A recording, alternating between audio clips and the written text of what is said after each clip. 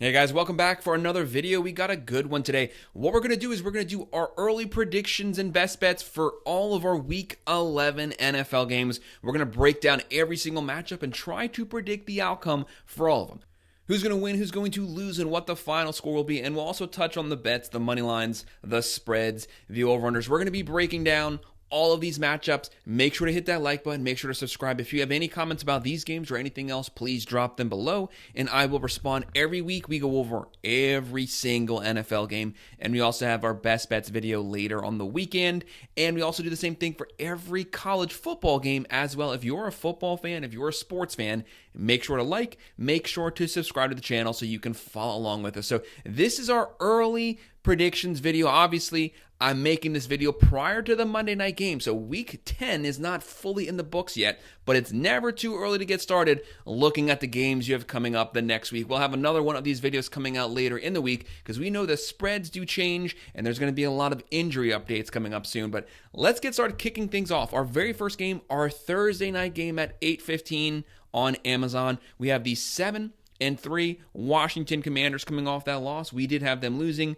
playing the 7-2 Eagles coming off a win. We did have them winning that one. Right now, the Eagles are the favorite in this game, deservedly so, playing good, clean, non-turnover offense, and their defense has really stepped up probably the last 4 to 5 games. So they're 3.5-point favorites. The over-under is 49.5, and the Eagles have a 57.1% chance to win this game. When you're looking at this matchup, obviously the Eagles have had issues since the second half of last season turning the ball over. Plagued them probably the first 2 games of this season, but they've really played pretty clean football since then, and their defense has massively stepped up so far this season. Washington, they have the Rookie of the Year, Daniels, doing great things so far. They finally lost the game this past weekend, but their offense continues to play well, and their defense has been getting better every single game. For the Commanders, they have Daniels closing in on 2,200 yards. He has 9 touchdowns. He has 2 picks, but he also has 4 rushing touchdowns. They are moving the ball. Very balanced offense. And for the Eagles, they have Hurts closing in on 2,000 yards, 12 touchdowns, 5 picks. The Commanders come in. They have a top 3 offense in the NFL. They're averaging 29 points a game, throwing for 223.5, running for 153.5. Very balanced, and their defense is giving up 21.7 points a game. For Philly, they are averaging 25.7 points a game, throwing for 197.8, running for 176.1. I'm pretty sure they have the number 2 rushing offense just behind the Ravens. This team can move the ball. They can throw the ball when they have to, but it's their ground game that sets them apart from everyone else. Running the ball, of course, also sucks up clock and gives you time of possession. Right now, their defense playing very well. Top 10 defense, giving up 17.9 points per game. Washington, they have Daniels. He's also the leading rusher, closing in on 500 yards on the ground, and they have Terry closing in on 800 yards. For the Eagles, one of the better offensive rosters in the NFL. Saquon Barkley is just 9 yards shy of 1,000 so far. They have A.J. Brown coming off of a massive game, and they also have Smith. Very deep wide receiver room. They can beat you multiple ways, passing, running, defense playing well. Washington coming off that loss. This game's practically a 50-50. It's a tough one to pick. I think it's going to go back and forth, going to go down in that final possession, but I'm actually going to go with the upset with the plus 3.5. I have Washington getting things back on track, winning this one. The Eagles have been playing really well. Just statistically, they got to be due for a loss at some point. Washington wins this one 28-27. It's going to be a close one, though. And then we're now moving on to our Sunday matchups. 1 p.m. on CBS. The 2-7 Raiders coming off the bye should be fully rested, and they had a lot of things that hopefully they worked on their bye week. They'll be playing the 2-6 Miami Dolphins. Don't forget this game, that this video is being recorded prior to the Monday Night Football game, so the Dolphins have not played the Rams yet. Right now, the Fins, though, come in as the favorites, 6.5-point favorites. Obviously, Vegas is thinking that offense is going to get things back on track, and the over-under here is 45.5. Dolphins, pretty heavy fan favorite here, a 63.7% chance to win this game. The Raiders have a lot of issues. Quarterback carousal going on. Minshew, O'Connell. I've been saying the whole season, keep Minshew at the quarterback position. The guy throws a lot of turnovers, but he can also get some touchdowns. He has the higher ceiling, lower floor, but at least he's going to try, and he's capable of moving the ball and getting first downs. He's closing in on 1,600 yards, 6 touchdowns, and 8 picks. And the Dolphins, they're 2-6 right now, but obviously a lot of that was without Tua. Tua had his concussions problem, missed, 4 games? Since he's come back, they've been capable of moving the ball. They're having no issues on offense, but their defense has gone the other way, giving up a lot of points. Miami without Tua was statistically the worst offense in the NFL. With Tua, they're still a top 5 offense. Right now, the Raiders come in, they're averaging 18.7, throwing for 203.3, running for 76.9. That's got to be one of the worst, if not the worst, rushing team in the NFL. When you can throw the ball, that allows the defense to not have to pass rush you. They can just sit there, play you man-to-man, zone, and just wait for you to throw. That's why there's so many turnovers here, because they don't respect your ground game. You have virtually zero play action that you can run here, and they're giving up 27.9 points a game. Every game for the Raiders can turn into a shootout because their defense is just giving up so many points. The Dolphins are averaging 15.5, but a lot of that was without Tua. They throw for 191. They run for 133.9. Their defense giving up 23.4 points a game. The Raiders, they have Minshew, Madison. Brock Bowers having a great season so far. He's their lone bright spot. They have a legitimate young weapon there with Bowers, but someone has to consistently get him the ball, and the defense has to get some stops so that the offense can move the ball at their own pace. And right now for the Dolphins, one of the best offensive rosters: Tua, Achin, Mostert, Hill, Waddle, Berrios, Beckham. Hill right now is questionable right now. He did get banged up. He's probably going to play. We don't know. If he doesn't play, though, Waddle's more than capable of stepping up and being wide receiver number 1. I have the Dolphins winning this one, and winning it, I would say, comfortably. Taking this one 27-17.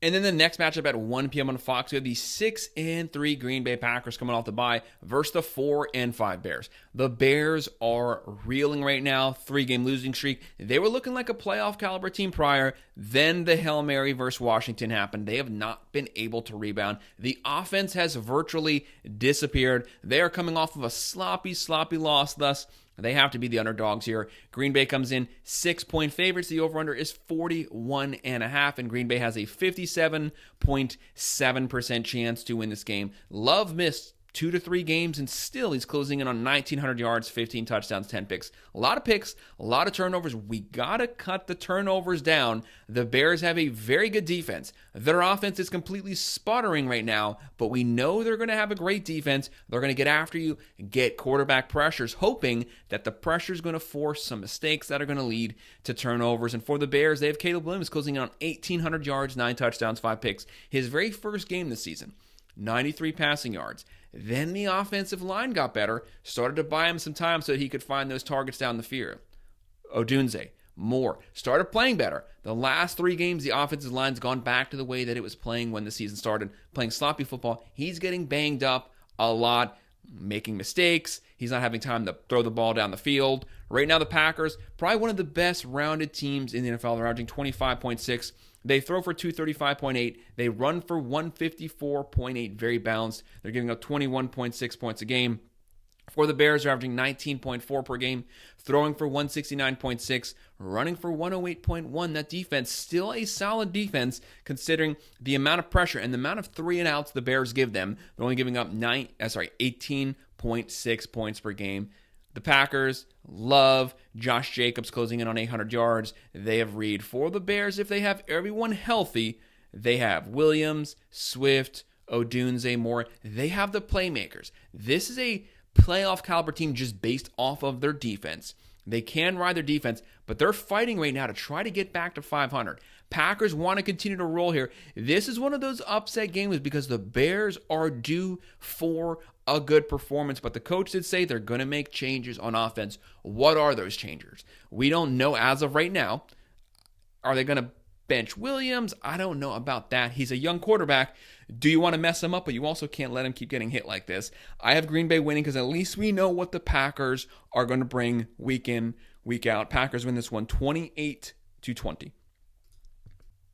And then our next one at 1 p.m. on CBS, the 2-8 Jacksonville Jaguars. That's 3 straight games. They had the game in their pocket. Fourth quarter, turnover costing the game.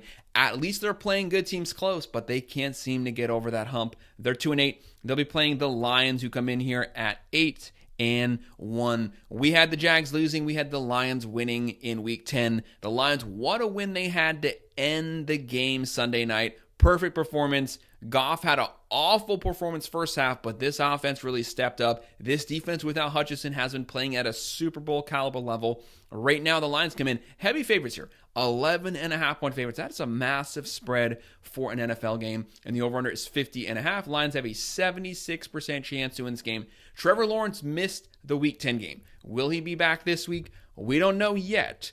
As of right now, though, I don't honestly know that it matters. Right now, Trevor Lawrence closing in on 2,100 yards, 11 touchdowns, 6 picks. Goff, sloppy game. He had 4 picks the whole season. He had 5 on Sunday, and still the Lions found a way to win the game. Right now, he's closing in on 2,100 yards, 16 touchdowns, 9 picks. The Jags are averaging 20.2 points a game, throwing for 195.2, running for 107.7. That defense giving up 26.4 points a game. They have a bottom 10 defense in the NFL, primarily due to their secondary, a bottom 5 secondary giving up 261.2 passing yards per game. That doesn't bode well versus a very balanced team, a Lions team that can run down your throat and they can throw it down your throat. Right now, the Lions are number 1 offense in the NFL. They average 31.6. They throw for 219.6. They run for 147.3. But it's that defense giving up 19 points a game, only 100.8 on the ground. They're going to make it difficult for Jacksonville to run the ball. They are going to say, if you want to beat us, you have to be prepared for a shootout and you have to go vertical. Trevor Lawrence, in those big situations, has been a turnover machine, especially in the fourth quarter with fumbles. Right now they have Lawrence, Bigsby. The Jags don't have a bad young wide receiver core. Brian Thomas Jr., Kirk, and they have the weapons there, but they have to play consistently. The defense has to step up and get some stops here. Right now, Detroit, a loaded offense. Goff, Gibbs, Montgomery, St. Brown. Just multiple ways they can beat you. Passing the ball, running the ball. They can beat you with their defense. I have to go with the Lions to win this game. This is a team on a mission. The mission is making the Super Bowl. Right now, at Week 11, they are the best team in the NFL. I have the Lions winning this one, 30-20. And then on CBS at 1 p.m., the 7-2 Minnesota Vikings having a really good season so far, coming off a very close win versus a depleted Jags, but never apologize for a win. A win's a win. We had them winning it. They'll be playing the 2-7 Tennessee Titans. They are coming off of a loss. We had them losing that one. Right now, the Vikings are obviously the favorites, 6-point favorites here. The over-under is 39.5, and the Vikings have a 67% chance to win this game. Tennessee made a game of it the first half versus the Chargers. Obviously, they got dominated the second half, but it shows that maybe there is some talent on that roster. Maybe they can compete with you, but can they compete for 4 straight quarters versus a very physical Vikings team? Tennessee's been playing quarterback Carousel, Levis, Rudolph. Doesn't really matter who you rule out at the quarterback position. You're kind of going to get the same performance week in, week out on the field. For the Vikings, they have Sam Darnold, who had a pretty sloppy game this past weekend. They still found a way to win it. They had 0 touchdowns, though, but they got the win. Right now, it's closing in on 2,200 yards, 17 touchdowns, 10 picks. The Vikings, they're averaging 24.6 points a game, throwing for 223.3, running for 120.2. A very, very good defense, a top 5 defense, giving up 17.4 points a game. They do give up some yardage vertically, 232 passing yards, but look at that defensive line. They only give up 79 rushing yards per game. Tennessee has a lot of issues moving the ball, getting first down. Vikings are going to make it difficult to do so on the ground. Right now, Tennessee, they're averaging 17.4. Throwing for 169.2, running for 126.3. Their defense, one of the worst ones, giving up 26.7 points per game. They don't give up that many yards, though. They give up about 275 offensive yards every single game. So how are they 2-7? The big issue is turnovers from their offense on the short side of the field. Opposing offenses don't have to go very far to get scores. Right now for Minnesota, Darnold, Jones, Justin Jefferson having a great season. Tennessee has Pollard, who's not having a bad year so far. They have Ridley. The Vikings have too much, but they have to rebound from that Jacksonville loss. If they play the same way versus the Tennessee Titans, they will lose the game. But look for the offensive rebound here. The Vikings win this one 24-17. And then our next game on Fox at 1 p.m., the 4-4 LA Rams versus the 3-7 Patriots. As of right now, the Rams haven't played the Dolphins for the Monday night game, so that hasn't happened.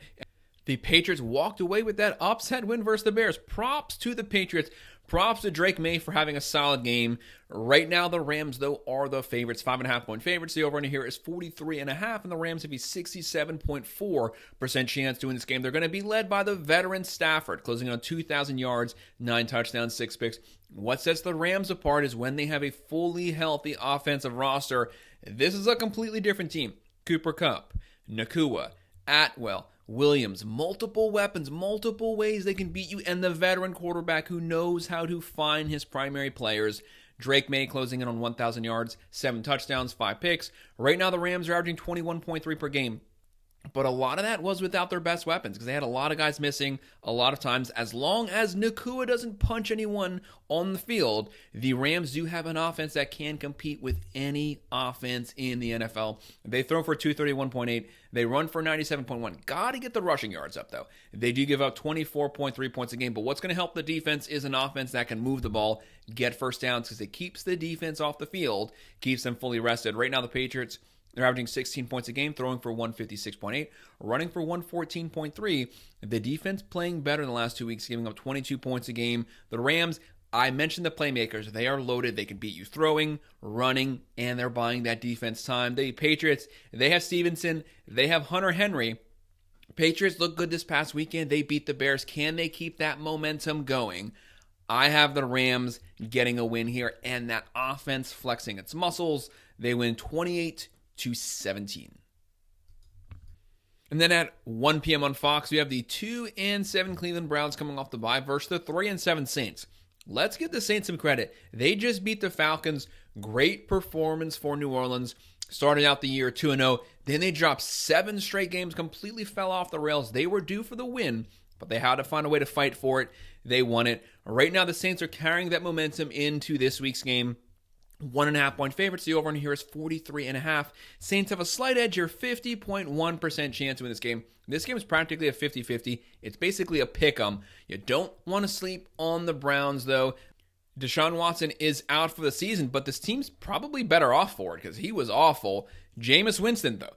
Good old Jameis Winston closing in on 700 yards, 5 touchdowns, 3 picks. With Winston, you don't know which version of him you're going to get. 4-touchdown Winston or 5-pick Winston. There's a 50-50 probability for either one of them. The guys hit or miss every single game. Drastic changes. Looks great, looks awful. They'll be playing Carr with the Saints closing in on 1,500 yards, 11 touchdowns, 4 picks. I've been saying the whole season, Saints have a pretty good roster.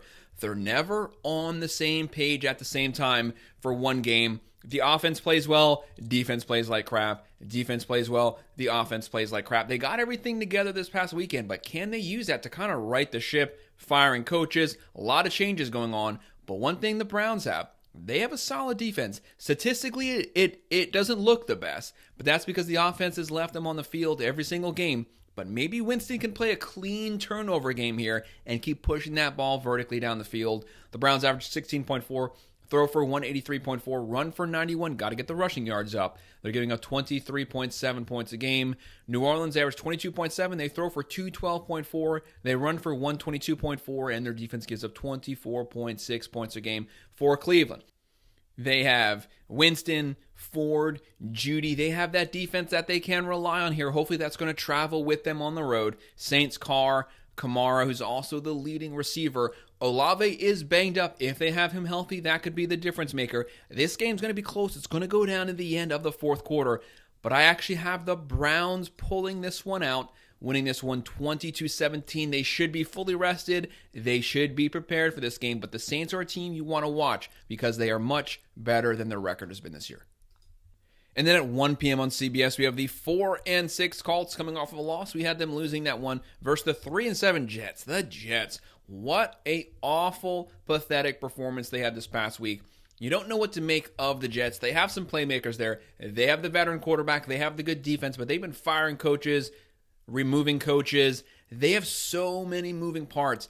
It's just not working this season. Right now, the Jets, though, are the favorites here. 3-point favorite. The over-under is 44.5. So Vegas thinks the Jets are going to get things back on track. And that does make sense because they have that good defense that they can rely on every single game. They have Rodgers. He's a veteran. He can have a great performance at any moment. They have a decent wide receiver core. Colts with Flacco. I've been saying the whole season, Richardson's just not the guy. He cannot accurately throw the ball. He couldn't throw the ball at UF in college. Flacco opens the offense up because at least he can vertically push the ball down the field accurately, which should open up the running game for Jonathan Taylor. Right now, Flacco closing in on 1,200 yards, 9 touchdowns, 5 picks. Rodgers closing in on 2,300 yards, 15 touchdowns, 7 picks. He had a lot of drop balls throughout the season, hitting guys right in the chest, and they could not pull the ball in with a healthy Davante Adams.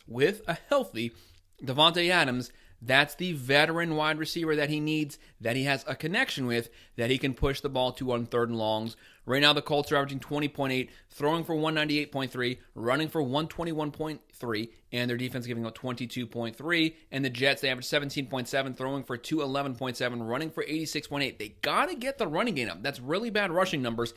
And they do give up 21.4 points per game, but only about 290 offensive yards given up per game. For the Colts, Flacco, Jonathan Taylor could be the X factor here. He can run the ball. He can catch the ball out the backfield. He's a quarterback's best friend. They have Pierce. Some of those Flacco passes this past weekend, he hit the guys in the hands and they missed the catches. They got to play a little better there. For the Jets, Breece Hall, Wilson, Lazard, Adams, not a bad wide receiver core by any means, but everyone needs to collectively step up. You have the defense, you have the quarterback, you have a decent wide receiver core. These are games that the Jets should be capable of winning, but the Jets have been burning me. You know, they are the better team here. I have faith that the Jets, you got to pull off some of these wins. They had a long losing streak, finally pulled one off this past weekend, but I'm going to go with the Jets getting things back on track for this week, winning this one in a close one again. They win it 23-20. And then what's setting up to be a really fun one on CBS at 1 p.m., one of the games of the weekend, a playoff caliber game. The 7-3 Baltimore Ravens, we had them winning this past week versus the 7-2 Steelers. We had the Steelers winning and getting the upset. Right now, the Steelers are the underdogs, though the Ravens 3.5-point favorites. The over-under is 47.5. This is going to be a fun game. This is two teams bound for the playoffs, two teams that always play each other very close. Ravens are rolling right now, especially on the offensive side. There's a lot of holes on the defense, especially throwing the ball, but they can stay with anyone blow for blow. Probably next to the Lions, this is the next best offense in the NFL, but it's very close. They are led by Lamar Jackson, who's having another MVP caliber season, closing in on 2,500 yards, 24 touchdowns, only 2 picks so far, and you could also throw in 3 rushing touchdowns. And for the Steelers, they have 2 quarterbacks, but starting is going to be Russell Wilson, closing in on 800 yards, 6 touchdowns, 1 pick. Baltimore's averaging 31.8 points a game. They throw for 257.6, one of the best. They run for 182.6. That's the best rushing team in the NFL. They had the best rushing team in the NFL last season, and they added Derrick Henry to that during the offseason. They got even better, and they have that power running back. They are giving up 25.3 points a game. That's pretty bad. Ravens used to be known for their defense. That's not the case this season. They have the worst statistical secondary in the NFL, but vice versa, they also have the best statistical rushing defense in the NFL. They give up 294.9 passing yards per game, only almost 300 passing yards. You can throw all over the Ravens, but you cannot run on them. They only give up 73 yards on the ground. Steelers are averaging 23.9. They throw for 188. They run for 138.3, and they have a top 5 defense, giving up 16.2 points per game. With the Steelers, they also have a great rushing defense, giving up 87.1 yards per game, but the Ravens still have the number 1. Anyways, the Steelers have taken on Tomlin's personality. They play special teams, they run the ball, they play elite playoff caliber defense, game in, game out. You get the same performance from this team every single week. Very consistent. You know the Ravens are going to give up some points, but they're going to be moving the ball vertically and on the ground. It's going to be strength on strength, though. Line on line, who wins in the trenches? Ravens, they have Derrick Henry closing in on 1,200 yards. They have Flowers, Andrews, likely a loaded offensive roster. And for the Steelers, they have Pickens, they have Fields, they have Harris, they have Russell Wilson. Look for a steady dose of Najee Harris. Tomlin wants to run the ball down your throat. That's the Baltimore Ravens' strength, though. So it's strength on strength decided in the trenches. The Steelers, this is the type of game that they can win. Every game is always a one-possession game with them, whether they win or lose. To me, they're due for the loss, though. I have the Ravens winning this one in a close one, 27-24. And then on Fox at 4:05 p.m., the 6-4 Atlanta Falcons coming off of that loss. Not their best game versus the 5-5 Denver Broncos. Also coming off of a loss. We did have them losing that game. But Denver is the favorite here at home. Close one. 1.5-point favorites. The over-under is 43.5. But the Falcons have a 57.8% chance to win this game. Denver is the favorite because they're at home and they have a playoff level defense. Their last loss, very close loss. Falcons, one of the better offensive rosters in the NFL. They do give up some points though. When they're off at the quarterback position, they will lose the game. But Kirk Cousins, since game one, every week has gotten better, more comfortable in this new team, new scheme offense, and they are loaded. Cousins closing in on 2,700 yards, 17 touchdowns, 8 picks. One of the best passing teams in the NFL. They got to do better consistently running the ball. That very last possession to me wasn't the best at the end of their last game, but we know this team can get into a shootout with anyone. You don't get into shootouts with Denver. They run the ball, they dink and dunk, and they play really good defense. Bo Nix closing in on 2,000 yards, 10 touchdowns, 6 picks. Had a really bad first 2 games, but Sean Payton has been coaching to his strengths. Dink and dunk, accurate short passes, keep him mobile, move the pocket, roll the pocket out so that he has the option to scramble, but he can still keep his eyes down the field. Right now, the Falcons are averaging 23.8. Throwing for 250.4, running for 124.7, giving up 23.6 points a game. Denver, they average 19.7. They throw for 186.6. They run for 117.1, and that defense gives up 17.7 points a game. Very, very good defense. Atlanta is loaded.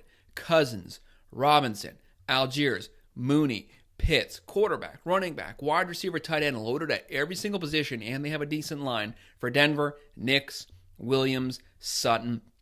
But it's that defense, that's their strength, that's their specialty. That's what's going to keep them in these games.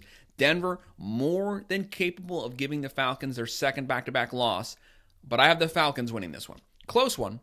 They win it 24-21.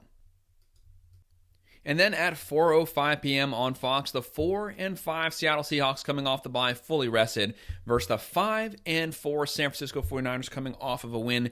We did have them losing that game. Right now, San Francisco, they're starting to get their playmakers back. They're starting to get healthy. This San Francisco team, when they're fully healthy, they have the best top-to-bottom roster in the NFL. But that's been the issue. They have not been fully healthy the whole season. They are 6.5-point favorites. The over-under is 48.5, and San Francisco has a 66.5% chance to win this game. For the Seahawks, they have Geno Smith. They have the number 1 passing team in the NFL, but they do have a lot of turnovers. Smith's closing in on 2,600 yards, 11 touchdowns, 10 picks, practically going 50-50, either 1 touchdown, 1 pick. He's got to keep the turnover numbers down because Seattle's not a bad team. They got out to, a 3-0 start this season. They've kind of fallen off the last few weeks, but this is a pretty decent team, and Purdy closing in on 2,500 yards, 12 touchdowns, 7 picks, had a great Week 10 performance. For Seattle, they're averaging 23.3. Throwing for 268.2. Like I said, that's the number 1 passing team. They run for 91.2. They're very one-dimensional. San Francisco has a great defense. They haven't statistically played like it this season, but we know the talent's there. They're going to be sitting there waiting for the passing game. Seattle has to get the run game going. They have to open up the play action, and they give up 24.6 points a game. For San Francisco, they're averaging 25.9. Throwing for 262.8, just behind Seattle throwing the ball, but they're balanced. They have a rushing game. They're averaging 150 on the ground every single week, and their defense gives up 22.4 points per game. For Seattle, Smith, Kenneth Walker, DK Metcalf, they have to have everyone healthy. They definitely have to have the running back room healthy. And for San Francisco, Purdy, Mason, they got McCaffrey back. What a massive addition for him. He can run the ball. He can spell Mason. Plus, he can catch the ball great out the backfield. Kittle, Debo, they have the weapons. They're down Ayuk, but still this team is loaded. Jennings had a massive game this past weekend. San Francisco just has too many weapons at different places. Quarterback, running back, wide receiver, tight end. They're loaded up and down the field even without Ayuk. And that defense, to me, is going to get better every single week, second half, running up to the playoffs. This team just barely missed the Super Bowl this past season. They want to get back there, but they got to get way above 500 to have a chance. They want that momentum second half. I have the 49ers winning this game 27-20.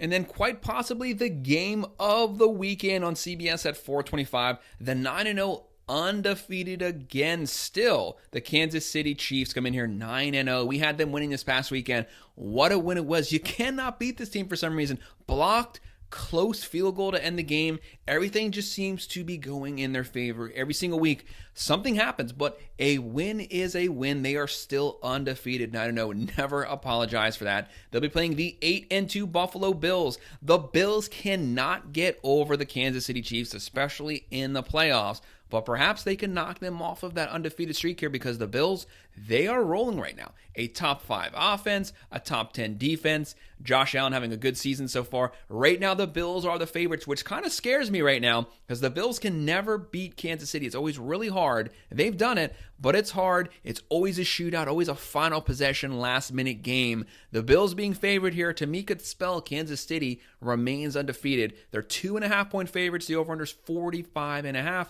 The Bills have a 52.7% chance to win this game. So the fans are thinking the Bills end the undefeated streak. Patrick Mahomes having a worst season of his career so far.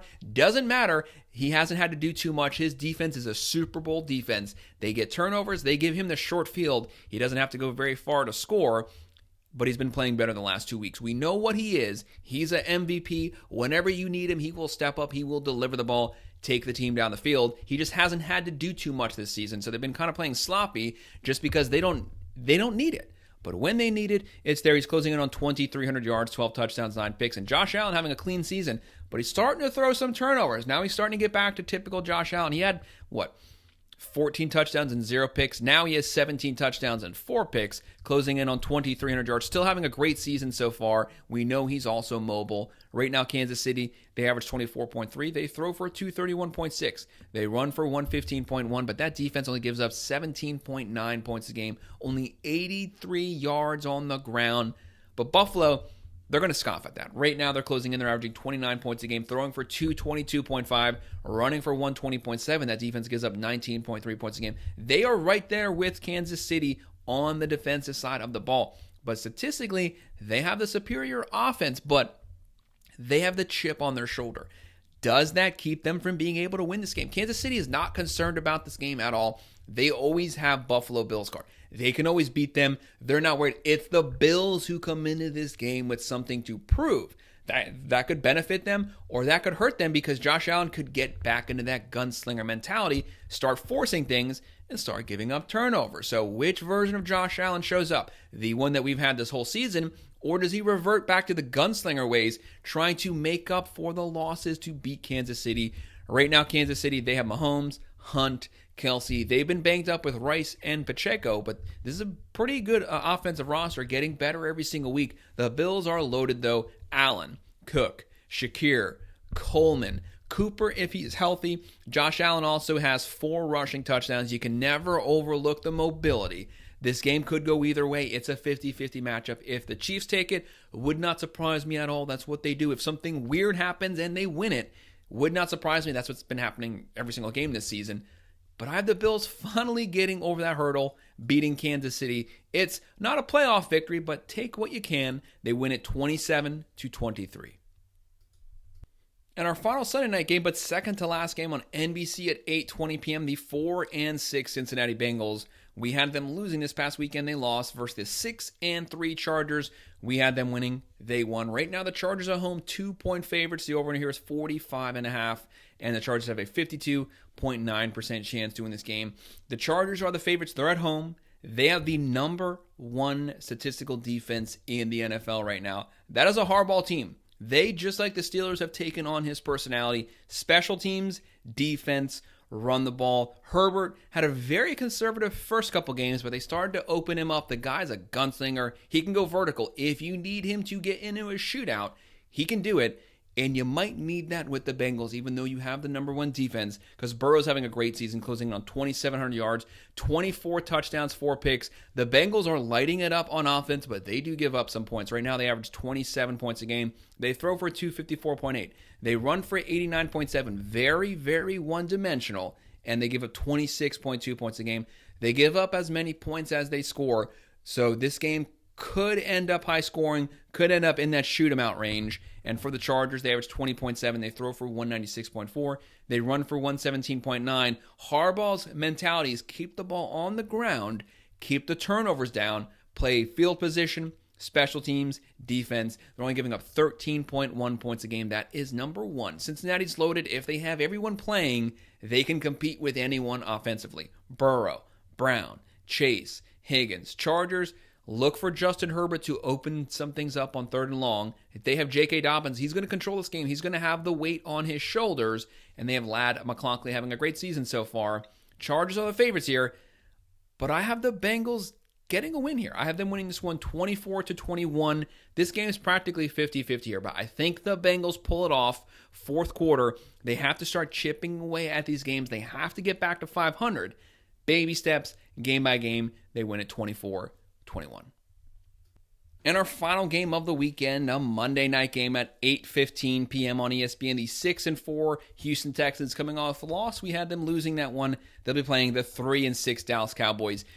Nobody had them winning this past weekend, and they lost. Right now, the Cowboys, they're the underdogs, but they're so banged up. They were stinking when they were fully healthy. Now they're banged up, so they're just a worse version of their typical self this season. Texans 6-point favorites. The over-under is 43 points, and the Texans have a 62.7% chance to win this game, which, I'm just going to be honest, I'm surprised it's honestly that low. Not knocking the Cowboys, but this team has a lot of holes they need to fill. There's a lot of pressure on Dak. He's not playing right now, but he has to bear some pressure. Jerry Jones has to bear some pressure.